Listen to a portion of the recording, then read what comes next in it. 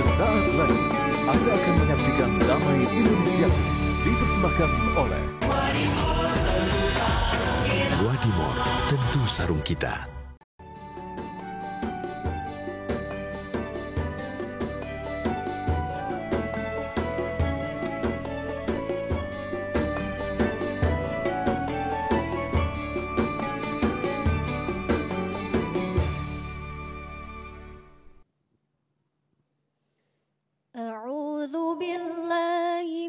الشيطان الرجيم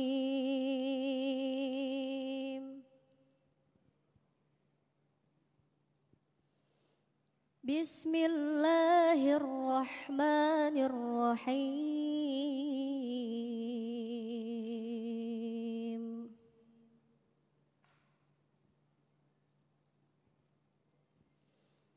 ألف لام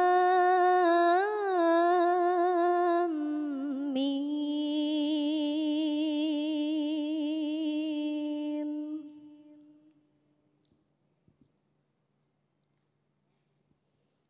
ذلك الكتاب لا ريب فيه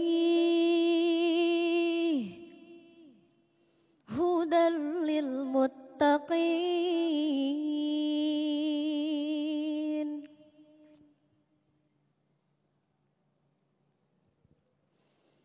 الذين يؤمنون بالغيب ويقيمون الصلاة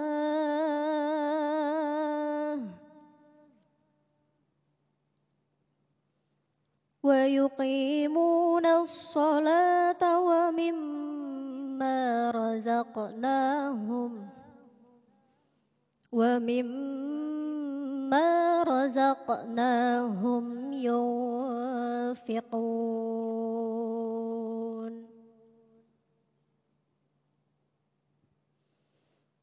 والذين يؤمنون بما أنزل إليك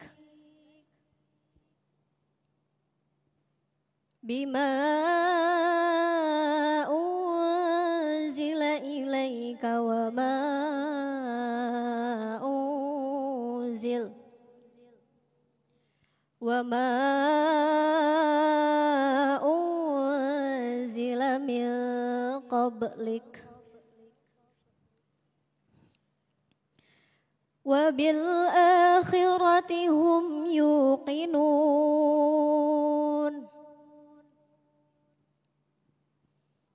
أولئك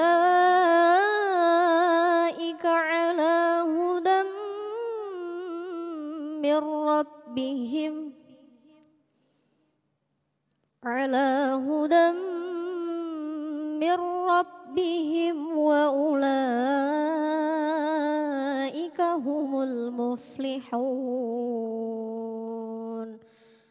صدق الله العظيم.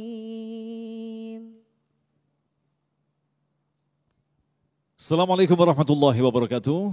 Alhamdulillahirabbil alamin. Allahumma shalli ala sayyidina Muhammad wa ala ali sayyidina Muhammad.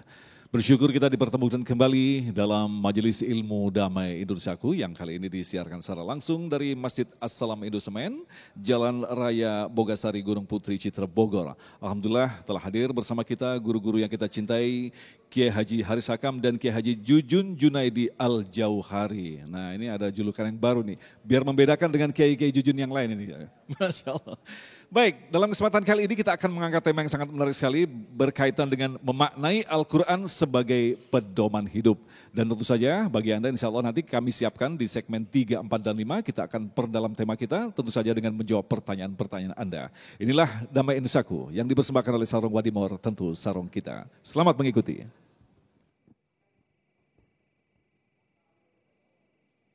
Bismillahirrahmanirrahim. Assalamualaikum warahmatullahi wabarakatuh.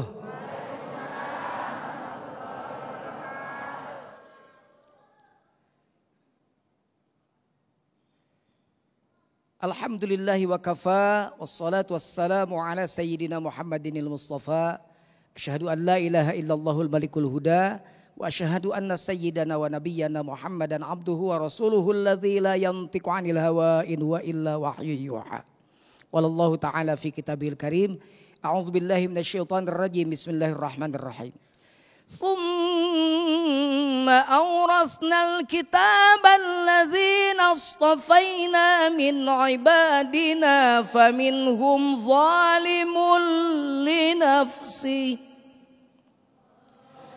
wa minhum muqtasidun wa minhum sabiqun bil khairati biiznillah.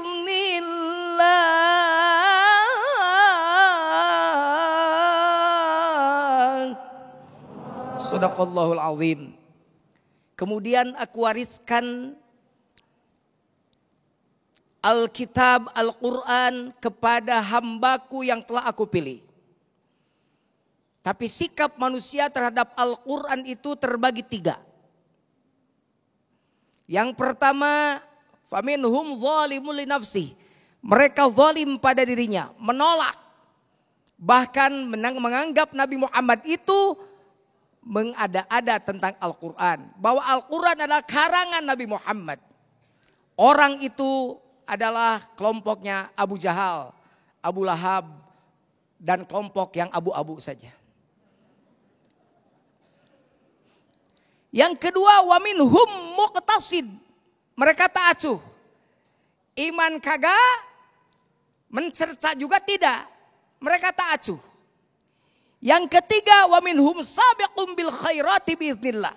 Begitu Al-Quran diberikan kepada Allah, diwahyukan pada Nabi Muhammad, kemudian disampaikan kepada umat manusia saat itu, mereka segera mencari kebaikan, berlomba-lomba dalam kebaikan kepada Allah, memperoleh kebaikan Allah. Siapa dia? Abu Bakar Siddiq dan teman-teman. Nah, tadi disebut dalam narasi di awal bahwa Al-Quran ini adalah petunjuk buat kita. La raiba fi, tidak ada keraguan di dalamnya. Petunjuk bagi orang-orang yang beriman. Hidup ini butuh petunjuk, butuh guide. Kalau ibu mencapai ke Pangandaran dari Bogor, itu pasti butuh guide. Guide itu bisa jadi adalah dari sana yang diutus ke sini, atau dari sini yang sudah sering ke sana. Benar? Kita ini diberi hamparan kehidupan oleh Allah yang demikian indah. Allah juga memberikan rambu-rambu di dalamnya. Mana yang boleh, mana yang tidak, mana yang haram, mana yang halal. Makanya semua yang kita lakukan adalah atas perintah Allah. Dan semua yang kita tidak lakukan adalah atas larangan Allah. Semua diatur oleh Al-Quran. Maka kata Rasul, taraktu fikum amraini ma in tamassaktum bihima lan tadillu abada. Kitab Allah wa sunnat Rasulih. Aku wariskan kepadamu 2 perkara. Jika engkau berpegang teguh pada 2 ini, maka engkau tidak akan sesat dalam kehidupan. Apa itu? Yang pertama Al-Quran, yang kedua Al-Hadis. Ketika Al-Quran oleh ibu dan bapak dibaca, diteliti, dimaknai, ditadaburi, maka insya Allah kita tidak akan tersesat. Hanya persoalannya, saya mau tanya, jangan mentadaburi, merenungkan maknanya, bacanya dulu aja. Ibu sering baca Quran? Nah, kapan? Sehari berapa juz?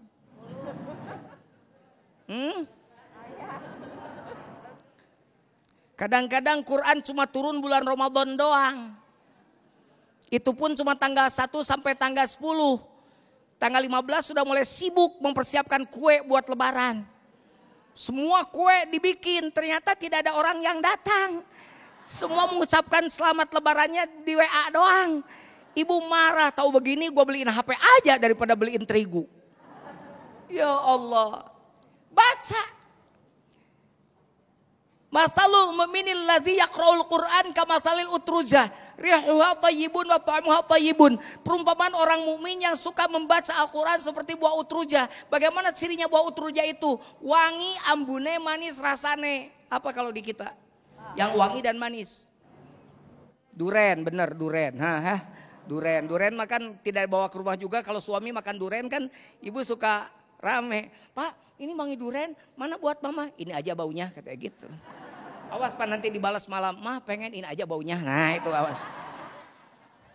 Duren, mikirnya yang macam-macam aja, awas. Ya. Wa masalul mu'minil ladzi la yaqra'ul Qur'an kamasalit tamroh la riha 'alaha wa ta'muha thayyibun. Orang mukmin tidak suka baca Quran, itu seperti buah kurma. Tidak ada wanginya tapi manis, masih manis karena keimanannya. Yang ketiga, wa masalul munafiqil ladzi yaqra'ul Qur'an kamasalil hanzalah.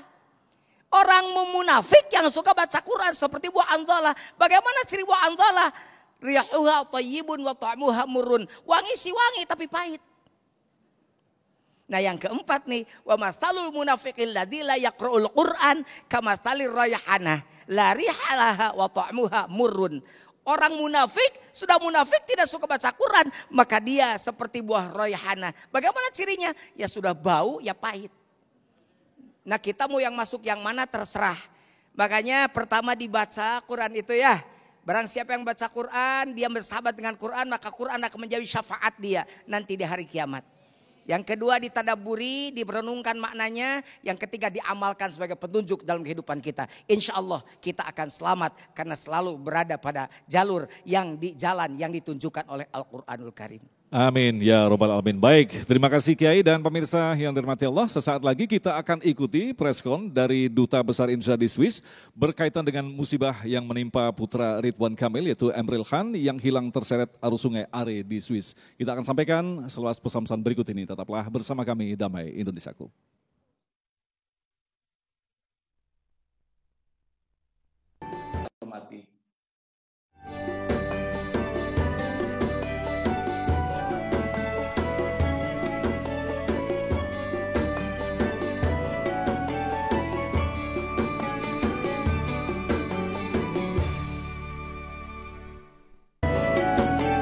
Sesaat lagi Anda akan menyaksikan Damai Indonesia dipersembahkan oleh Wadimor, tentu sarung kita.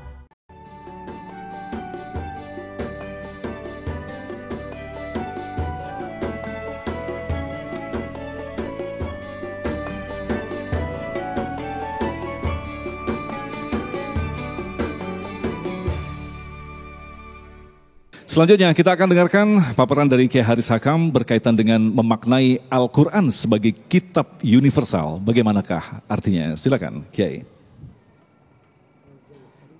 Assalamualaikum warahmatullahi wabarakatuh.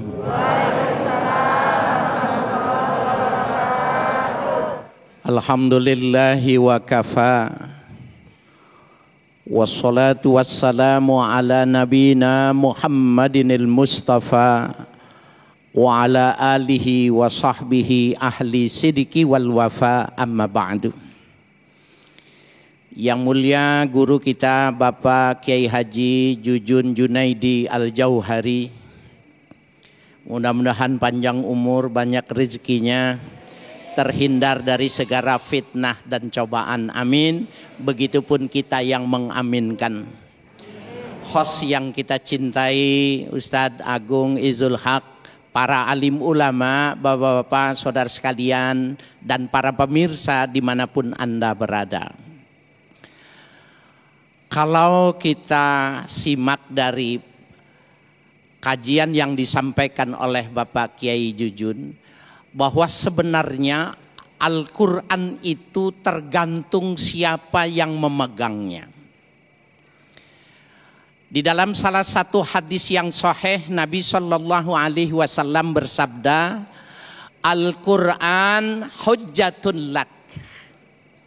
Al-Quran itu bisa menjadi hujjah, bisa menjadi penolong, bisa menjadi pembantu, dan bisa memberikan syafaat kepadamu. Tetapi pada waktu yang bersamaan Nabi pun mengatakan Al-Quran itu bisa hujjatun alaik. Al-Quran bisa menjadi musibah buat kamu. Al-Quran justru memberatkan kehidupanmu. Al-Quran justru menyengsarakan kamu. Itu yang mengatakan mohon maaf. Yang menyampaikan itu langsung Nabi kita Muhammad sallallahu alaihi wasallam. Mau bahagia, mau hidup sempurna, mau hidup bagus di dunia dan akhirat, pegang Al-Quran. Tapi siapa yang rusak kehidupannya, siapa yang sengsara di akhirat, bisa jadi gara-gara Al-Quran juga. Nah, oleh karena itu Bapak, Ibu, saudara sekalian yang berbahagia, para pemirsa, kita kalau mau membaca Al-Quran, memahami Al-Quran, apalagi ingin berbagi kepada orang lain, tidak cukup dengan mempelajari terjemahan saja. Banyak sekarang ini kalau dihitung lebih dari 10 jari di tangan kita ini, orang-orang yang melahirkan sekte baru, ajaran baru, ternyata setelah diteliti belajarnya terjemahan Al-Quran. Yang repotnya di Indonesia kelas begini laku juga. Laku juga, pengikutnya banyak. Ternyata apa? Bacaannya cuma terjemah. Tidak percaya kepada Rasulullah. Hanya cukup mempelajari Al-Quran. Ini bahaya ini. Ada lagi orang yang memang mau cari popularitas barangkali. Barangkali mau cari popularitas. Dia mengatakan begini, Al-Quran itu tidak ada di dalam Al-Quran itu, sholat 5 waktu itu tidak ada. Sebenarnya kalimat ini ngaco. Kalimat ini menjadi letupan yang menyebabkan orang menjadi sahwa sangka dengan perkataannya. Padahal kalau kita perhatikan yang mengatakan seorang doktor, seorang sarjana, dosen. Bapak-bapak sekalian yang berbahagia, kalau memang mau cari uraian setiap sesuatu itu secara terperinci di dalam Al-Quran, Al-Quran itu tebalnya tidak 10 cm. Bisa jadi Al-Quran tebalnya itu 17 meter kalau semuanya harus ditulis. Ibu makan tahu tempe, halal apa haram? Di mana halalnya? Kan tidak ada di dalam Al-Quran. Kalau harus tulisannya harus ada rinci. Bapak saudara sekalian yang berbahagia, memang ada makalah mengatakan idza aradal masyhur bul zamzam. Kau kalau pengen ngetop kencingin sumur Zam-Zam. Mau ngetop pergi ke Mekah kencing di sumur Zam-Zam, ngetop. Mau ngetop ngomong aja rada bego dikit ngetop. Tetapi kalimat ini dia bisa berbahaya. Al-Quran sebagai makhluk Allah itu di hadapan Allah nanti syafi'an li ashabi. Dia akan mempersaksikan orang ini dulu ngomongnya ngawur. Orang ini ngomongnya sembarangan dulu. Nah Bapak Ibu sekalian yang berbahagia, Al-Quran bisa menyelamatkan, tetapi Al-Quran bisa menjerumuskan. Kenapa? Belajar Al-Quran, memahami Al-Quran tidak dengan perangkat keilmuan yang semestinya. Bapak Ibu sekalian yang berbahagia, dan itu sejarah ini panjang. Sejarah ini banyak sekali orang-orang yang tergelincir. Kenapa? Memang Nabi sudah mensinyalir. Ya, Nabi sudah mensinyalir, Nabi sudah memprediksi, ya, sehingga beliau mengatakan man fassarul Qur'ana bi ra'yi. Siapa yang mentafsirkan Al-Quran dengan pemikirannya saja, falyatabawwa maq'adahu minan nar. Silakan booking tempatnya di neraka. Nauzubillah min zalik. Bapak Ibu sekalian yang berbahagia, oleh karena itu Al-Quran yang bagus, Al-Quran yang hebat itu jangan cuma dibaca. Kita kemarin sudah diberi semangat di bulan suci Ramadan ya Bu ya. Ada yang nih katanya tadi ketua masjid sini bilang ibu-ibu jamaah sini kemarin itu ada yang hataman sampai 30 kali. Hatamannya 20 kali, halapannya 10 kali, ibu-ibu di sini. Itu benar nggak tuh Bu lapor?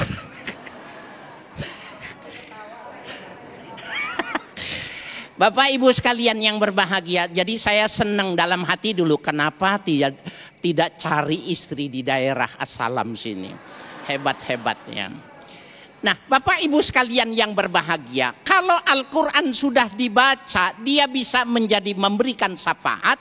Tapi kalau Quran mau dijadikan hujjatul lak, maka dia tidak cukup dibaca. Maka dia harus dipahami, dan cara memahaminya itu ada disiplin ilmu.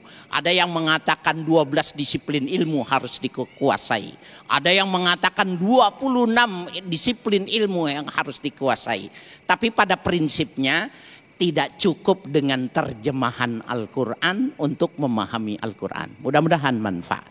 Baik, terima kasih Kiai, dan insya Allah dari paparan tadi kami yakin paparan sangat singkat tadi memunculkan begitu banyak pertanyaan-pertanyaan. Insya Allah kita akan siapkan 3 segmentasi untuk Anda untuk menjawab pertanyaan-pertanyaan Anda. Tetaplah bersama kami Damai Nusaku yang dipersembahkan oleh Sarung Wadimor, tentu sarung kita.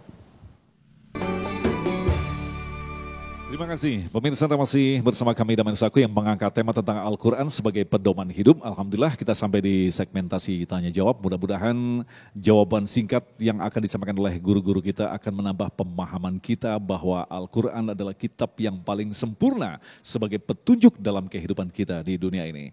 Pertanyaan pertama akan disampaikan oleh Bapak Misbahul Munir yang akan dijawab oleh Kiai Jujun. Silakan. Bismillahirrahmanirrahim. Assalamualaikum warahmatullahi wabarakatuh. Nama saya Misbah, salah satu dewan guru di Asalam ini, Pak Yai. Mohon penjelasan bagaimana memaknai dari hadis yang diriwayatkan oleh Siti Aisyah tentang kanar Rasul khuluquhul Quran. Itu saja barangkali Ustaz. Terima kasih. Assalamualaikum warahmatullahi wabarakatuh. Warahmatullahi wabarakatuh. Silakan, Abah. Ya. Itu ada kaitannya dengan ayat Allah. Ya ayyuhan nabiyyu Ya ayyuhan nabiyyu inna arsalnaka syahida wa mubashshira wa nadhira wa da'iyan ila Allah biiznihi wa sirajan munira. Jadi, hai Nabi, aku mengutus engkau itu untuk menjadi saksi. Nah, persaksian itu artinya bahwa Al-Quran itu sesungguhnya seluruhnya kalau mau sudah diamalkan seperti apa Al-Quran itu, maka lihat Rasulullah. Maka kalau Siti Aisyah meriwayatkan bagaimana seorang Rasulullah, maka gambarannya adalah khuluquhu Al-Quran. Semua akhlaknya adalah Al-Quran. Cerminan daripada apa yang ada dalam Al-Quran. Jadi Rasul itu apa yang dibawa oleh Al-Quran, beliau laksanakan. Makanya semua akhlak yang dilakukan oleh beliau, tindak tanduknya, kehidupannya tidak lepas daripada petunjuk Al-Quran.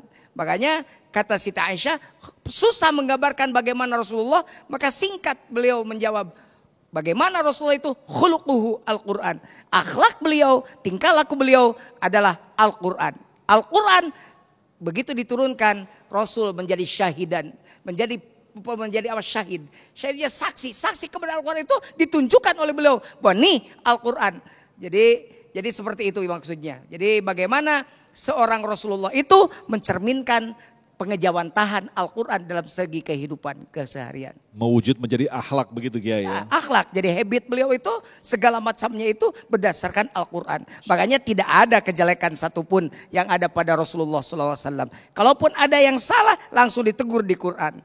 Ketika Rasul memalingkan wajah daripada orang yang ingin meminta nasihat, maka langsung ditegur, abasa wa tawalla anja'aluhu amma. Kenapa engkau harus memalingkan pada orang yang mau meminta petunjuk padamu? Langsung ditegur dalam Al-Quran. Makanya tidak ada bagaimana akhlak Rasul itu tidak berdasarkan Al-Quran. Muhammad. Baik, selanjutnya kami persilakan kepada Ibu Yusna Farida yang akan dijawab oleh Kiai Haris. Ibu Yusna, silakan. Maskernya diturunkan biar jelas suaranya. Terima kasih.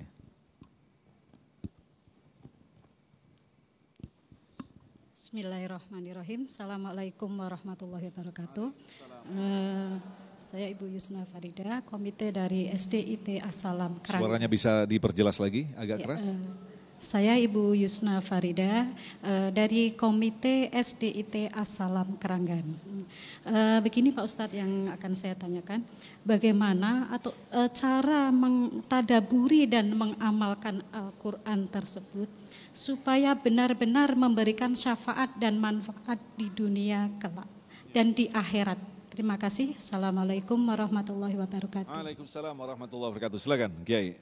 Baik, terima kasih Ibu yang berbahagia. Mudah-mudahan saya yang menyampaikan Dan saya juga orang yang rajin mengamalkannya. Amin ya rabbal alamin.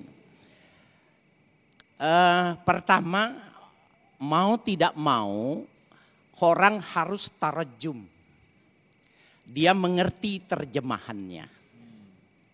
Tetapi ini baru level 1 nih.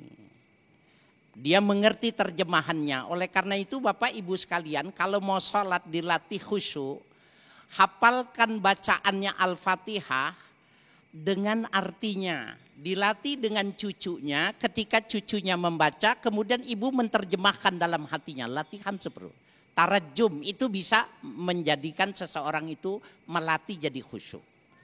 Nah, yang kedua, dia harus tafahum. Kalau dia harus memahami, di sini perlunya ilmu. Maka dia mesti belajar ibu.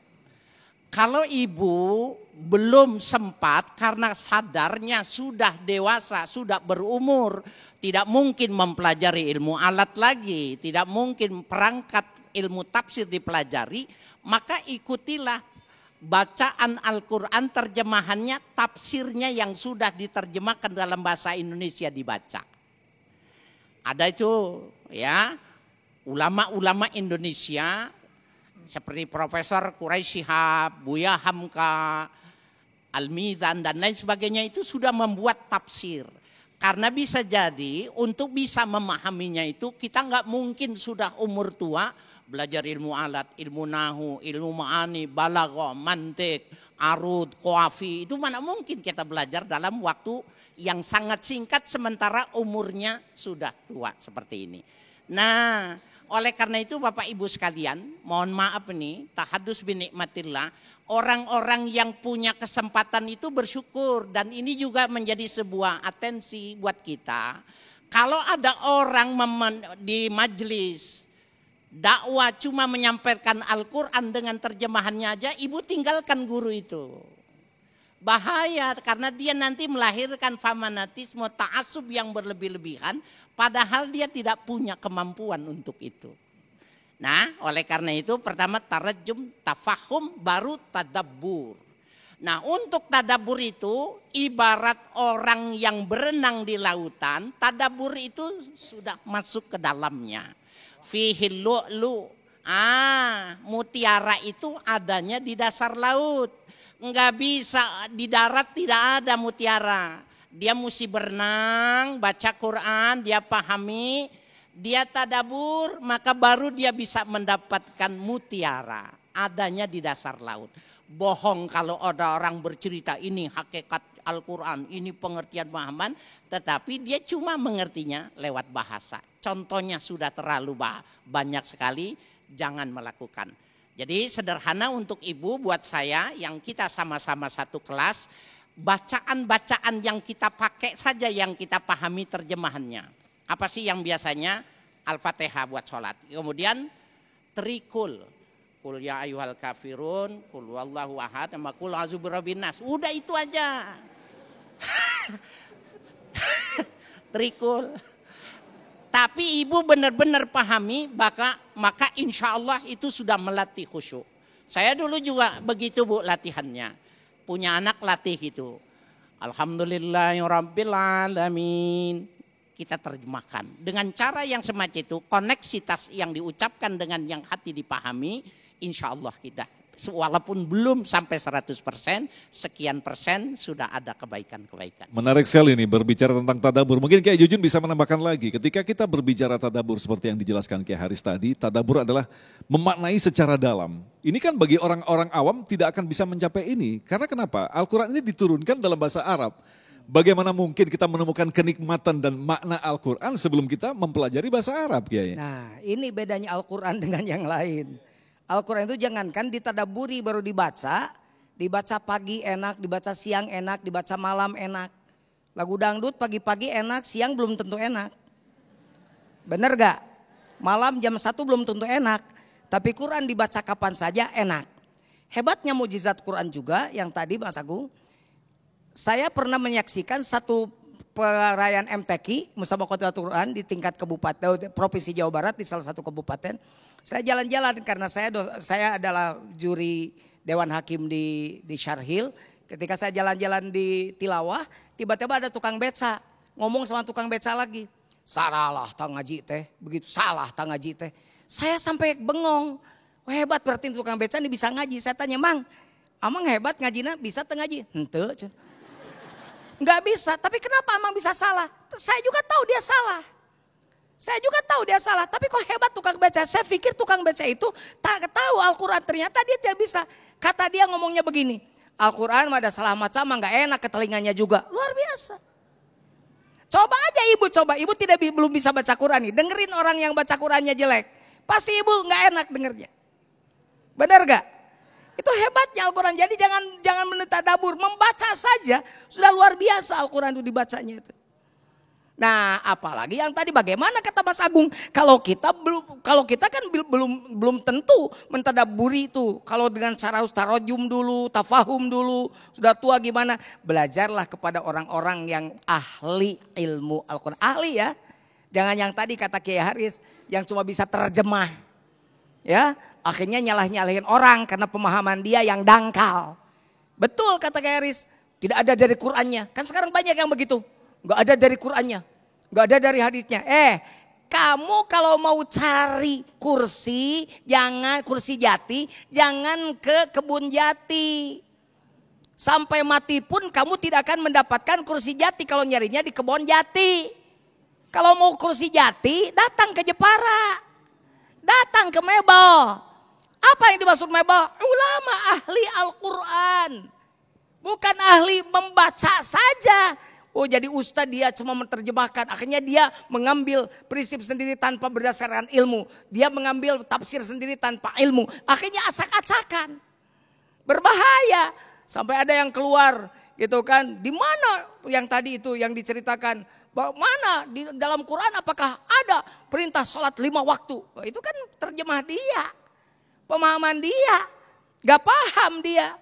Kalau saya balikan. Hafidhu ala salawati was salawatil wusta. Saya tanya apa salat wusta? Belum tentu dia bisa menjawab. Apa wusta di situ maksudnya?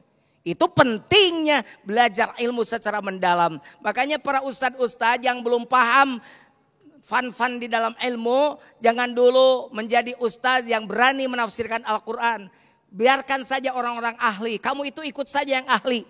Jangan kamu bikin aliran sendiri karena pemahaman kamu. Nanti kamu sesat dan menyesatkan orang lain. Na'udzubillahi min dzalik. Ibu bagaimana caranya? Mas Agung tadi nanya. Ibu dan ikuti majelis yang ahli Al-Quran. Bukan majelis yang asal mengkaji Al-Quran. Padahal yang tadi hanya dari terjemahan saja. Bahaya itu. Bahaya sekali. Nanti menjadi aliran-aliran baru. Pengamal-pengamal baru yang seperti dekat dengan Al-Quran padahal dia menjauh dari Al-Quran. Auzubillahi min dzalik. Nah, Kiai mungkin pertanyaan dari orang awam nih. Lantas bagaimanakah menentukan guru yang baik? Ini pasti pertanyaan ini harus dijawab karena memang banyak bertanya seperti ini, Kiai. Subhanallah, kalau ditanya guru yang mana yang mesti kita ikuti, di dalam kitab yang lazim di pesantren-pesantren ya, dibaca di majelis-majelis taklimul muta'allim. Kalau kita mau berguru, maka kita pindah rumah dulu.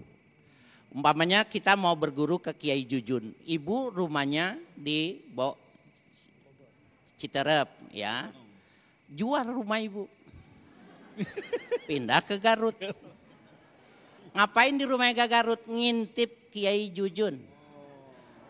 Lihat bagaimana Kiai Jujun kalau sholat 5 waktu. Bagaimana Kiai Jujun kalau ketika memberikan pelajaran. 2 bulan setelah kita pahami bahwa dia termasuk alim wal amil. Orang yang berilmu dan yang mengamalkan, baru datang izin kepada beliau belajar. Jangan yang followernya banyak di HP, follower banyaknya di YouTube. Bahaya ibu, subhanallah. Bapak saudara sekalian yang berbahagia. Ini betapa pentingnya kita memahami. Paling tidak kalau sepintas kita untuk mengambil suatu penilaian, apabila dia berpendapat, kemudian dia menunjukkan maraji'ul awal. Mana sumber yang pertama? Maraji' asania. Sumber yang kedua dia sebutkan, orang ini udah sepintas sudah bisa kita jadikan pedoman. Oh boleh, saya mau ikut pendapat orang ini. Kenapa? Dia mampu mengembalikan kepada sumber-sumber di mana dia menukil pendapatnya itu. Masya Allah. Baik, terima kasih Kiai. Kita insya Allah akan lanjutkan lagi untuk menjawab pertanyaan Anda. Tetaplah bersama kami, Damai Indonesiaku.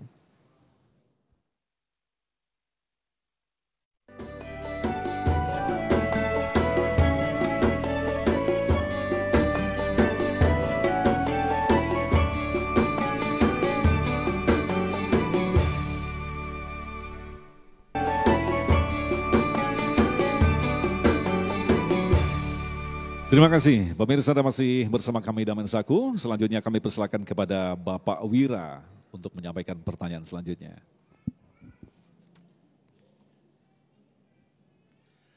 Assalamualaikum warahmatullahi wabarakatuh. Al-Quran sebagai pedoman, sebagai imam. Al-Quran adalah sebagai imam. Mungkin ada salah satu ayat, warattilil Qur'ana tartila. Mungkin beberapa bulan yang lalu kita menghadapi bulan suci Ramadan, banyak imam-imam itu bacaannya terlalu cepat dan singkat gitu. Gimana tanggapan para kiai? Mungkin pertanyaan saya sekian. Wabillahi taufiq wal hidayah. Wassalamualaikum warahmatullahi wabarakatuh. Waalaikumsalam warahmatullahi wabarakatuh. Silakan Abah Jujun. Oke, terima kasih. Ini bersangkutan dengan imam yang memimpin sholat maksudnya. Kalau Quran sebagai imam itu Quran yang memimpin kehidupan kita maksudnya. Tapi kalau hubungannya dengan imam sholat, bagaimana tanggapan saya tentang imam-imam yang cepat? Kalau tartil bacaannya meskipun di satu nafaskan silakan. Tapi kalau satu nafas acak-acakan nggak boleh. Ada juga imam yang bacaannya panjang gitu. Sampai si makmum itu akhirnya dia lihat masjid, waktu sholat, jam. Karena nunggu imam yang panjang itu. Makanya sebaiknya bacaan imam itu aqra'u linas, yang paling bagus bacaannya. Kalau di situ ada ahli tasawuf, ada ahli tauhid, ada ahli fikih, ada ahli qiraat.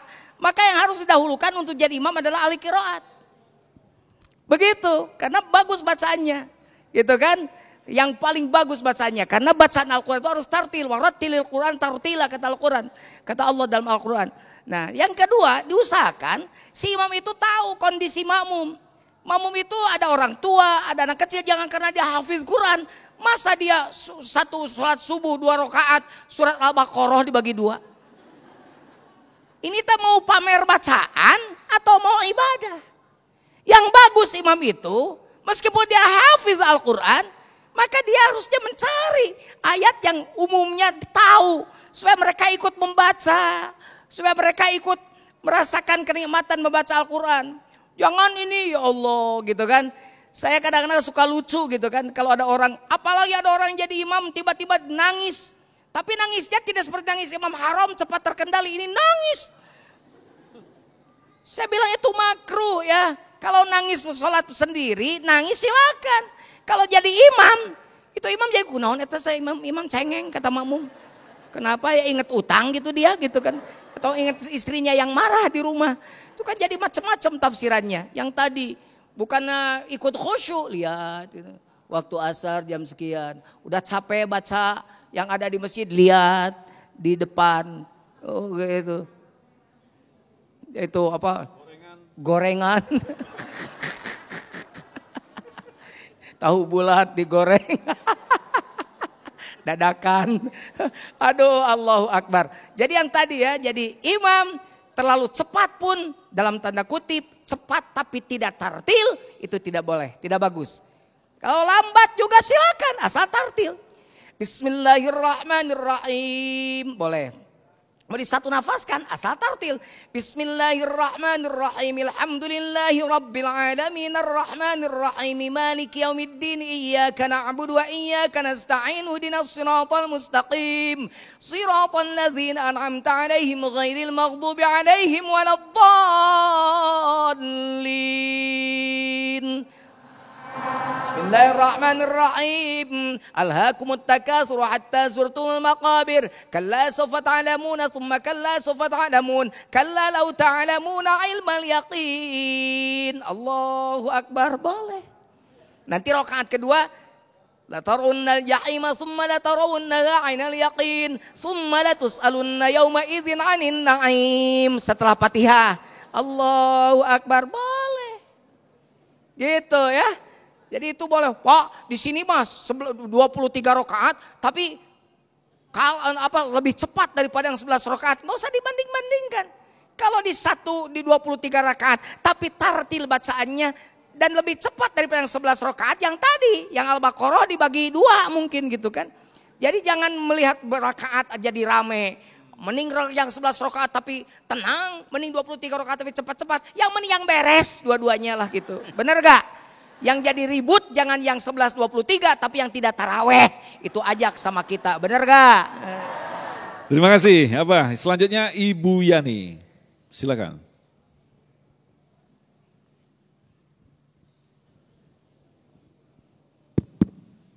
Bismillahirrahmanirrahim. Assalamualaikum warahmatullahi wabarakatuh. Nama saya Yani, orang tua murid SDIT. Salam juga. Pak Ustadz, saya ingin bertanya terkait ada keterangan yang menyatakan bahwa orang tua yang menjadikan anaknya penghafal Quran kelak di akhirat akan dipakaikan mahkota dari cahaya dan dipakaikan jubah kemuliaan. Pertanyaan saya, hafiz dan hafizoh yang bagaimana, yang seperti apa yang kelak akan memakaikan jubah dan mahkota tersebut? Bagaimana dengan yang sudah akil balik, misalnya dia sudah hafiz Quran tapi dia misalnya pacaran atau tidak sesuai dengan hafiz Qurannya. Mohon penjelasannya. Terima kasih. Assalamualaikum warahmatullahi wabarakatuh. Silakan Kiai Haris. Hadis yang sangat populer sekali nih Kiai. Baik, terima kasih Ibu, Bapak, saudara sekalian yang berbahagia. Kalau kita ingin menjadikan anak kita hafiz dan hafizah, hafal Al-Quran, keuntungannya bukan cuma yang Ibu sampaikan tadi itu. Anak yang menghafal Al-Quran itu cerdas.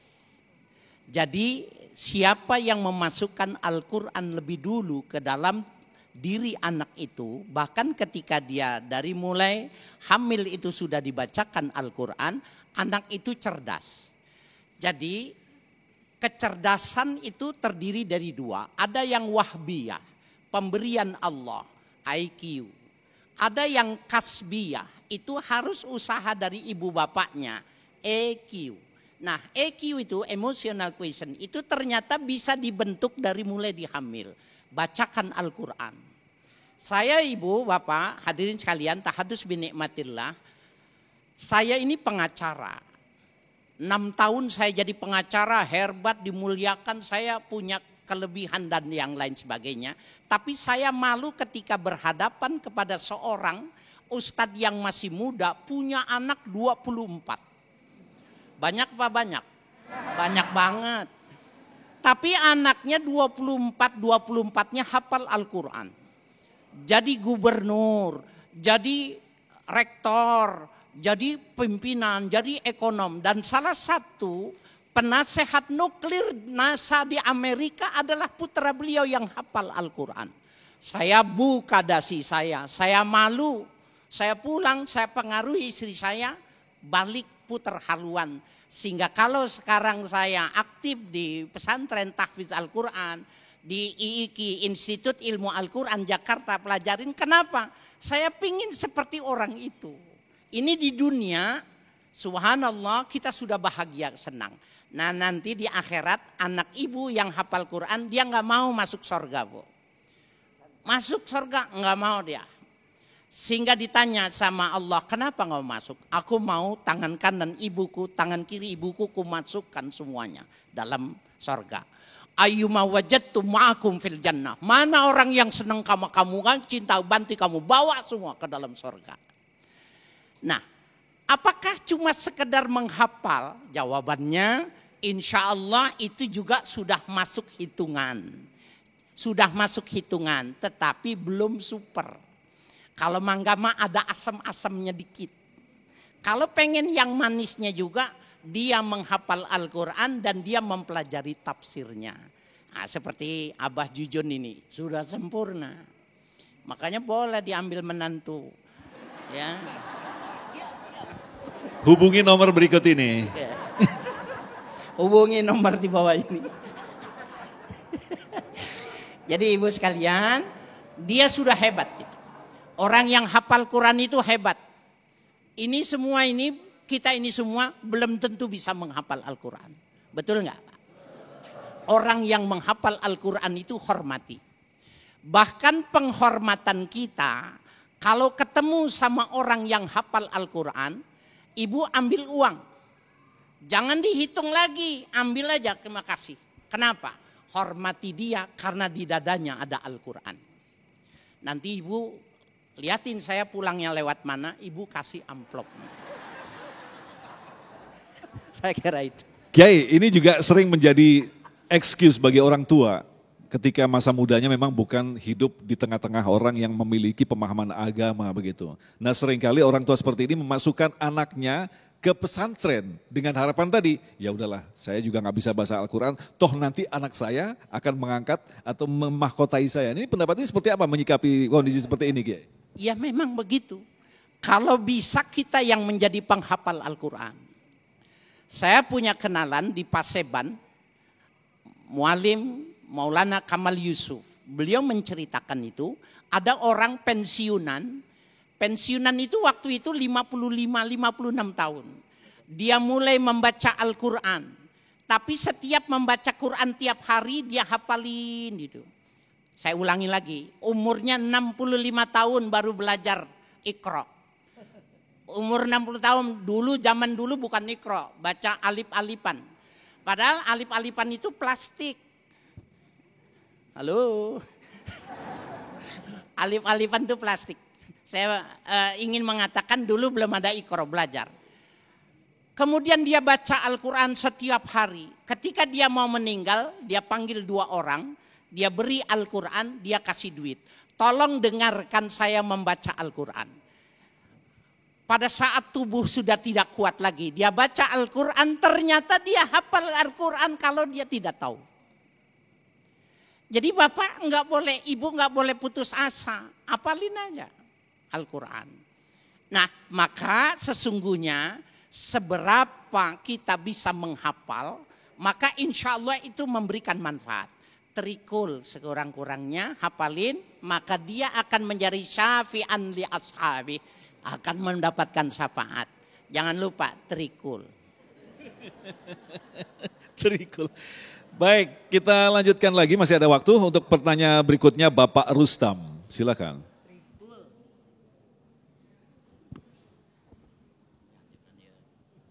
Bismillahirrahmanirrahim. Assalamualaikum warahmatullahi wabarakatuh.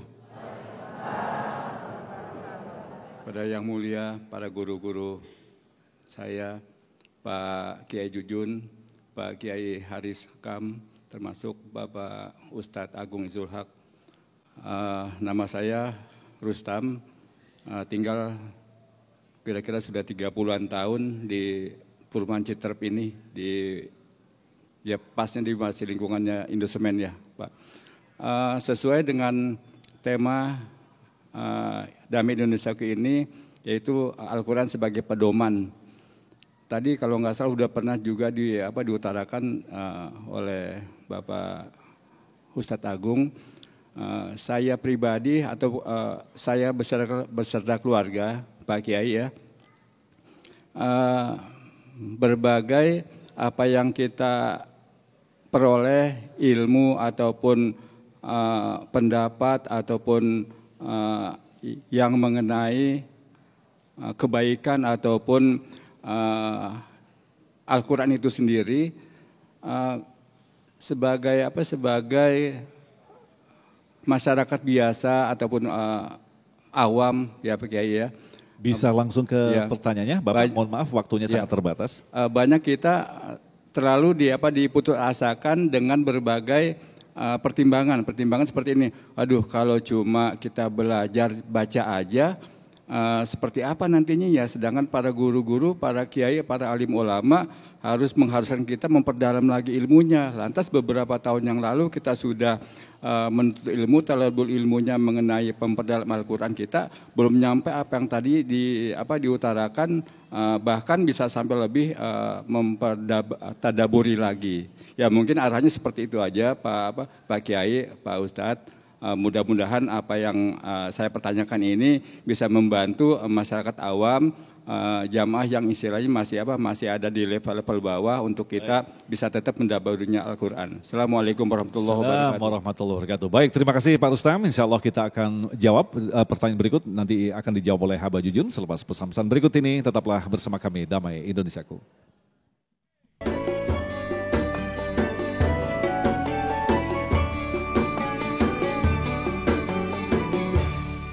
Baik, kita kembali bersama Damai Indonesiaku. Kita akan dengarkan paparan dari Abah tentang pertanyaan dari Bapak Rustam tadi. Intinya bagaimanakah ketika banyak perbedaan pendapat, saya harus mengikuti yang mana? Silakan. Baik, begini Pak Rustam. Di satu sisi Pak Rustam ingin bagaimana mendapat ibadah dari Al-Quran. Di sisi lain saya sudah tua. Tadi kan kalau mau memahami itu harus belajar dulu ilmu ini. Tapi kan tidak mungkin buat saya, begitu kan? Buat saya gitu kan tadi. Begini, jangan putus asa. Membacanya saja Al-Quran itu al-muta'abbadu bitilawati. Kan definisinya akhirnya definisi Al-Quran itu wahyu Allah yang diturunkan kepada Nabi Muhammad SAW. Yang terakhirnya al-muta'abbadu bitilawati. Yang membacanya saja sudah mendapatkan nilai ibadah. Baru membacanya saja. Membaca benar itu sudah luar biasa. Kalau salah tapi masih mau belajar, itu juga sudah dapat pahala. Misalnya wakofnya salah gitu kan. Inna khalaqnakum min zakar, misalnya gitu kan. Kan mestinya min zakari wa unsa. Min zakar di zakar gitu kan. Wa ja'alnakum syu'uba wa qabail, itu masih dapat pahala gitu kan. Itu kan. Nah, meskipun belum sempurna al-waqfu wal ibtida'nya, ada butilawahnya, tata cara membaca Al-Qur'annya, ada membacanya belum sempurna karena dari mana al-waqfu, di mana waqaf, wal ibtida' dari mana memulai itu harus benar, begitu kan? Tapi minimal dengan membacanya saja Al-Qur'an itu sudah mendapat ibadah. Jadi jangan khawatir, syukur-syukur sambil belajar terus karena belajar itu minal mahdi ilal lahdi, dari mulai lahir sampai masuk liang lahat. Timiti aisan tepika dipais, diais tepika dipais, begitu kan, sampai jadi mayat. Silakan dilakukan terus, tapi insya Allah membaca saja sudah mendapat ibadah. Apalagi memahami dan mendalami sampai ketemu mutiaranya seperti tadi Kiai Haris sebutkan. Itu Mas Agung. Terima kasih Abah. Dan pertanyaan yang terakhir dari Ibu Fauzia, silakan akan dijawab oleh Kiai Haris Hakam. Assalamualaikum warahmatullahi wabarakatuh. Pertanyaan saya gini Ustadz, anak saya kan masuk pesantren, tahfiz Quran, cuman kata Ustadz yang di sana katanya kalau kita bersedekah untuk anak santri-santri yang di situ, kita mendapatkan pahala yang mereka baca santri-santri itu untuk kita juga. Apakah itu benar Ustadz? Terima kasih. Assalamualaikum warahmatullahi wabarakatuh. Silakan Kiai. Ibu tapi ngasih nggak? Saya khawatirnya cuma pertanyaan. Baik, ibu sekalian yang berbahagia, bapak yang kami hormati. Orang yang saya maksudkan tadi pada penjelasan hadis itu, siapa saja yang membantu orang, santri yang sedang menghafal Al-Quran itu tidak sia-sia. Ya, ada orang yang pengen menghafal Quran, kuat dia menghafalnya, tapi orang tuanya tidak mampu. Ibu bilang, aku mamamu. Mulai sekarang kamu balik lagi, berapa sebulannya aku bayar. Tapi jangan sebulan doang. Ibu sekalian, apa yang dia lakukan, apa yang dia amalkan nanti, maka bukan cuma ibu bapak kandungnya yang dapat, ibu juga terkoneksi dengan dia. Jadi betapa luar biasa orang-orang yang membantunya, termasuk institusi-institusi, lembaga-lembaga yang memang secara ikhlas mereka memberikan fasilitas kesempatan orang menghafal Quran, itu juga namanya sedekah. Jadi sodakoh itu tidak mesti maknanya materi, apa saja. Ibu sekalian, kita nggak punya uang. Kita nggak mampu, tapi kita tahu nih tetangga nih sedang menghafal terseok-seok ibu bapaknya. Ibu malam bangun sholat 2 rakaat. Ibu nangis kepada Allah minta ya Allah berikan rezeki. Kalau uang itu memang harus ke saya, kasih ke situ ya Allah. Maka ibu pun juga punya koneksi sama dia. Subhanallah berapa beratnya orang yang mengangkat tangannya di tengah malam. Syaratnya doa untuk terkabul yang semacam itu, ibu jangan beritahu kalau ibu yang mendoakan. Jangan bilang ketemu ini, lu tahu nggak, gue yang doain gua. Jangan bilang gitu. Saya kira itu Bu ya.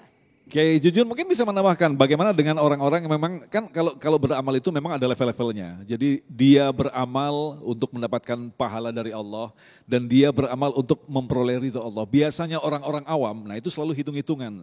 Saya akan kasih ini nanti istilahnya akan dapat pahala. Misalkan di pesantren, dia beramal dengan Al-Quran begitu Kiai. Nah ini Al-Quran selama dibaca saya akan mendapat sekian. Ini bagaimana menyikapi seperti ini Kiai? Tidak salah kalau misalnya dia wakaf Quran contohnya gitu kan.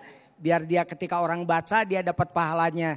Tidak salah kalau punya pikiran begitu juga punya niat begitu. Nggak apa-apa asal itu jangan diungkapkan saja pada orang lain. Kalau dia berniat saya ingin pahalanya juga yang membaca butuh untuk dirinya dan untuk saya. Itu dalilnya kan man sanna sunatan hasanatan falahu ajruha wa ajru man amila biha ila yaumil qiyamah. Jadi kebaikannya itu bukan hanya yang membaca, yang mengikuti, yang mendukung. Ya seperti khomer. Khomer itu saya mah datang minum, saya mah membelikan botol wungkul. Sama aja bagian dosa. Oh saya mah cuma ketempatan, dosa.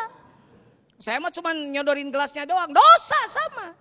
Gitu kan, saya mah tidak minum nyodorin gelasnya, saya mah cuma nuangin dari botol, sama kebagian dosa. Karena lu membantu maksiat itu, begitu kan? Gitu. Nah apa sama yang berbesar pahala juga sama.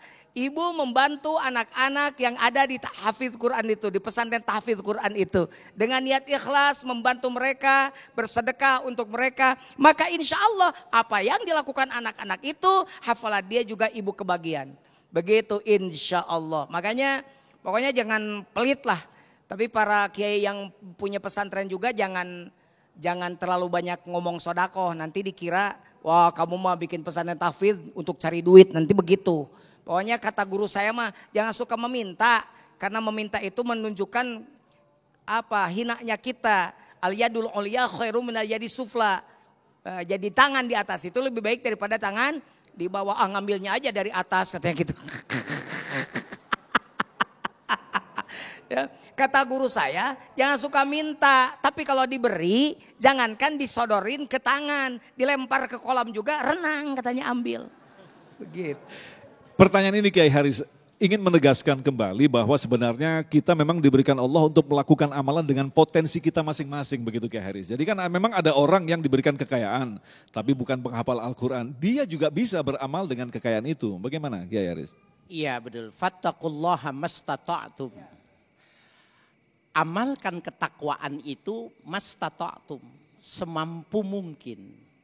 Pada awalnya sebenarnya ada ayat yang menjelaskan sehingga para sahabat itu tidak bisa tidur. La yukallifullahu nafsan illa wus'aha.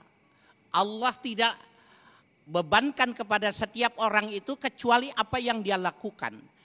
Nah kata nafsun itu maknanya zahir dan batin. Sehingga para sahabat gak doyan makan, gak doyan minum. Kenapa tidak doyan makan? Subhanallah kalau saya bisa tahan tangan saya bisa tahan mulut saya bisa tahan kaki saya, hati saya siapa yang bisa nahan? Karena liar. Ibu ngelihat Kiai Jujun punya pikiran apa? Ganteng, ada yang bilang jelek, ada yang macam-macam. Ada yang mau ngangkat mantu. Tergantung kan cara lihatnya itu. Nah oleh karena itu Bapak Ibu sekalian yang berbahagia, ini sangat dipengaruhi oleh bagaimana cara kita memandang segala sesuatu. Dan itu Bapak Ibu sekalian harus bagi setiap orang muslim itu. Setiap orang muslim itu cirinya kalau dia punya pandangan itu semuanya yang dia lihat itu bagus. Semua yang jelek itu ada pada dirinya. Kalau dia punya pandangan yang semacam itu, maka dia akan menjadi sempurna. Bisa dibayangkan Bapak Ibu sekalian, ada orang di bulan suci Ramadan, laki sama perempuan itu ketawa-ketawa di bulan Ramadan, tidak berpuasa. Orang-orang benci, ibu juga benci nggak? Ibu benci nggak sama ini? Udah nggak puasa gitu. Tapi ada ulama yang mendoakan dia. Allahumma farrihhuma fil jannah kama farrahtal ana fid dunya. Ya Allah, kekasih yang sedang mermadu itu berikan kebahagiaan nanti di dalam sorga sebagaimana dia sedang berbahagia dia sekarang. Kata santrinya, Kiai kok didoain, kan orang itu salah. Salahnya apa kata gurunya? Di Ramadan gak puasa. Oh, yang wajib puasa kita. Dia kan kita mukim, dia musafir gak wajib. Itu orang mencari setiap sesuatu itu semuanya baik. Tapi kata santrinya ini, dia bilang, tapi kan kalaupun dia musafir gak wajib, kan jangan di tempat yang terbuka. Itu mah kita yang punya rumah, dia gak punya rumah.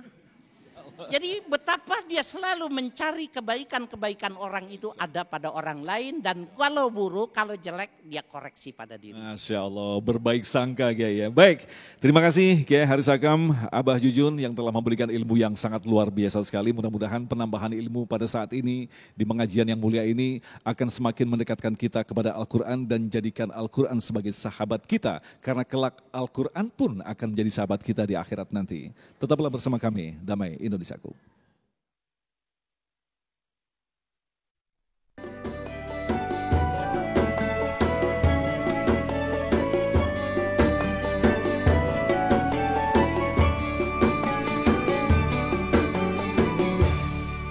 Demikian pemirsa yang dirahmati Allah, Damai Indonesiaku untuk hari ini, dan insya Allah besok di Ahad 29 Mei kami akan menghadirkan Habib Ahmad Al-Kaf dan Ustadz Hilmi Firdausi. Agung Gizul Haq dan kerabat kerja Damai Indonesiaku serta pendukung acara ini Sarung Wadimor, tentu Sarung kita mengucapkan terima kasih atas perhatian Anda. Sampai jumpa besok. Assalamualaikum warahmatullahi wabarakatuh. Baik ibu-ibu, bapak-bapak, mari kita tutup pertemuan ini, majelis ilmu ini dengan mengaminkan doa yang akan saya kumandangkan. Allahumma salli wa sallim amin. Allahumma rahamna bil Qur'an waj'alhu lana imaman wa nuran wa hudan wa rahmah.